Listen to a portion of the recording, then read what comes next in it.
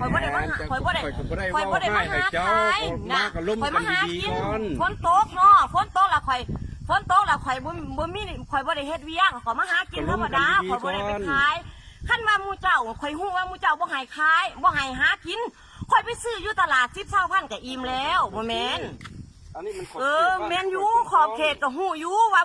คิดว่าหมู่เจ้าหันบ่อันคิดว่าหมู่เจ้าหันบ่แพงหน่อไม้ซื้อขั้นข่อยตัดใหม่ใหญ่แม่นแท้อันนี้มาหน่อไม้ซื้อบ่ว่าตีทางอันภาครัฐนี่สิห้ามบ่ให้หาหน่อไม้เนาะนี่ป้าอยู่หั่นข่อยก็บ่ได้เบิ่งหันก็ขอโทษหลายๆที่ว่าบ่ได้เบิ่งเพราะว่าข่อยเคยหาอยู่นี่ขั้นจะติดป้ายอยู่นี่ข่อยก็สิเบิ่งอยู่ว่าบ่ได้ว่าให้ห้ามหาหน่อไม้เด้อข่อยก็สิบ่ได้หาพ่อแม่ประชาชนเนาะหากินตาดำๆคือกันเนาะบ่แม่นสิพายปืนมาขู่กันแบบนั้นเนาะบ่แม่นคู่ผู้ใดพายปืนมาถามมาล้มยังบ่นั้นมาให้ข่อยบ่ได้ให้มีแต่ว่าห้องนอนอยู่ไสเนาะข่อยว่าหาหน่อไม้ซื่อๆกับผิดกฎหมายซั่นบ่เพราะว่าบ้านข่อยมันบ่ผิดกฎหมายหาหน่อไม้เนาะอันทานเลยหาหน่อไม้บ้านข่อยบ่ผิดกฎหมายคันทานว่าผิดกฎหมายขน้อยก็ขอยอมเพราะว่าขน้อยคนทำมาหากินขน้อยบ่ได้เฮ็ดลายเหตุการณ์เนาะ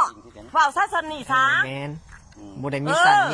มีหยดคือเพิ่นบ่ได้มีหยดคือเพิ่นข้าเจ้าไปของกันข้าเจ้าว่าบ่ยอมไปว่ามันไปศาลก็ไปไปศาลก็ไปแล้วขน้อยนี่หากินขน้อยบ่แม่นมาเสียนมาหาข้าหาขายคันภาครัฐว่าบ่ให้หาหน่อไม้เนาะแถวนี้ขน้อยก็ออกประกาศโทรโคงมาเขตนี้บ่หาหน่อไม้ขน้อยก็บ่ได้ขน้อยก็บ่มาขน้อยก็ซื้อกิน5,000 10,000เครื่องทุกขน้อยก็มีให้กินอยู่มีซื้อกินอยู่ดอก3,000 10,000เนาะแต่ว่าอันนี้บ่มีเวียกเฮ็ดเนาะบ่มีเวียกเฮ็ดขน้อยก็ได้มาหาบ่แม่นเว้าขน้อยก็บ่ได้ตัดไม้ใหญ่ยังหาแต่หน่อไม้ซื้อ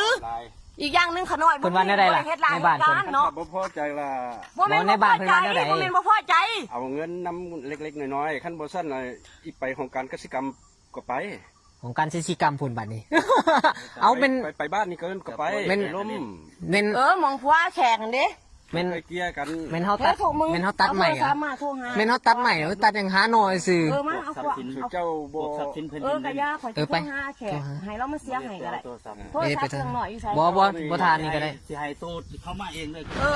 เข้าใจเนาะมาแล้วมันเว้าแบบนี้สิน่ะมันบ่มันมีอยู่ในนี่มันมีอยู่ในนี่อยู่ข่อยจะเอาไปมีอยู่ในนี่ข่อยจะเอาไปให้เพิ่นเปิดฟังเบิ่งเพราะว่าข่อยบ่ได้ตัดต่อเลยหูภาพเนาะบ่ได้ตัดต่อบัดนี้ข่อยหาหน่อยๆเลยเล็กน้อยๆเนาะเล็กน้อยๆสิผิดกฎหมายซะบ่ผิดข่อยก็สิบ่ทางมาเนาะข่อยเขาทำมาหากินข่อยอัดวิดีโอไว้แล้วเจ้าสิเอาอย่างเจ้าสิเอาอย่างเดียวบ่ได้ข่อยบ่ให้ก็ว่ามีระเบียบกฎหมายของบ้านนี้อันนี้บ่แม่นข้าเจ้านี่เอาให้ข่อยในนึงแล้วข่อยก็แล้วเพิ่น2คนไปเมื่อกี้นี่เนาะเขาบ่มีเงินให้เขาละมาสอกนอกินสอกนอขายคันเขาบ่ให้พวกเพิ่น2คนนี้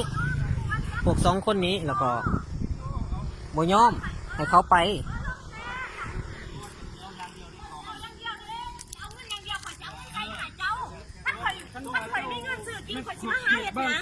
ข่อยบ่เอาน้ำตะกี้ข่อยมีเงินซื้อกินข่อยสิมาหาเฮ็ดหยังก็สิเอาเงินแบบนี้เป็นไปบ่ได้ข่อยขอห้องภาครัฐอันน้ำใหม่หรือว่าน้ำใหม่ซ้ำนี่มันสิพอซั่นบ่ซื้อ10,000มันอยู่ก่อนบอกการกสิกรรมให้คันข่อยมีเงินหลายปานนั้นข่อยซื้อกินแล้วพี่น้องประชาชนเฮ็ดแล้วเจ้ามีเงินค่ำเดือนขน้อยที่บ่มีเงินค่